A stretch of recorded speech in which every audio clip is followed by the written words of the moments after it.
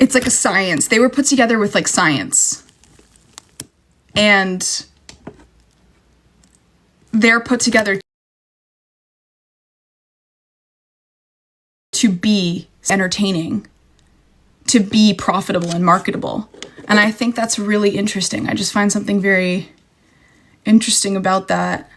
And so, you know, I think in a way it's like if you don't like them, I just feel like you're a hater. Does that make sense? I need to put my thoughts together more because that really didn't make any sense. But who do you prefer in the group Cat's Eye?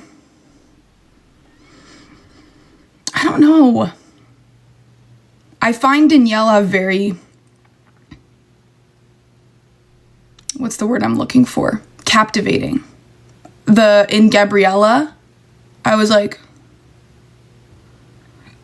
I feel like she really stuck out. Like, she stood out in that. And then I think in, what's it called? Touch, touch, touch, touch, touch, too much, much, much. That song, I think Manon really stuck out to me in that one.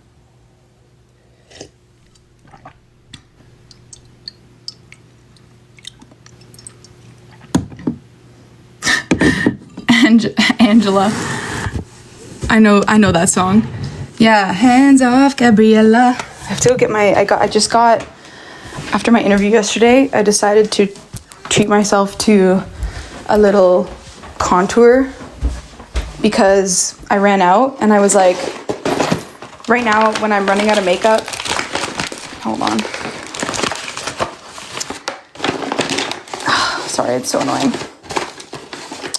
Right now, every time I run out of makeup, I'm like, okay, I gotta like find something else, like go to a drugstore or like use what I already have, use something I already have, find like old makeup I haven't used. But then I ran out of my Makeup by Mario,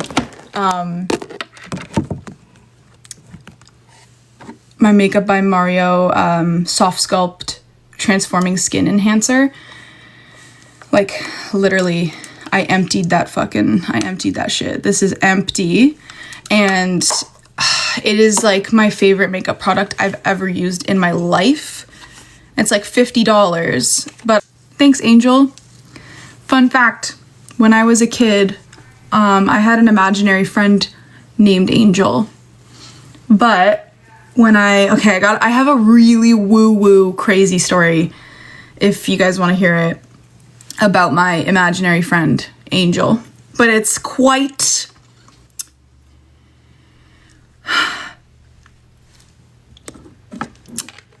it's out there, so it makes me a little nervous to tell it because people are gonna think I like am going through psychosis. Do you know what I mean? Like, it was a really powerful moment. Whether that is possible or true, it felt true, and it was really healing to think like what I'm doing is actually really powerful. It is changing. It's just so crazy to me. Someone said that my voice is so soothing. If this was a podcast, I would fall asleep to this. I keep getting that my voice is so soothing. And it's a really nice compliment. It's almost like the first couple times I read it, I kind of ignored it because I'm like, I don't know. I don't experience my voice like that as soothing. So that's really, really sweet. That's very sweet that you say that. It's nice for me to know that. Thank you. And I'm glad. I just had like a flash into the future of me just having a cult. Okay, what was I saying? But yeah, I think that for everybody that missed it, I just told a story of how I think that my imaginary friend as a kid was me from the future, like my higher self. Her name was Angel. And I just feel like it makes sense to me, whether that's provable or not, or whether it's real. I think it just feels kind of sweet that from a young age, what I hear in that is not like I'm a time traveler, even though I literally have a song called Time Traveler where the main lyric is I'm a time traveler. I'm not saying I'm a time traveler. I'm saying from a young age, I had a really clear relationship with myself. and very strong relationship to myself.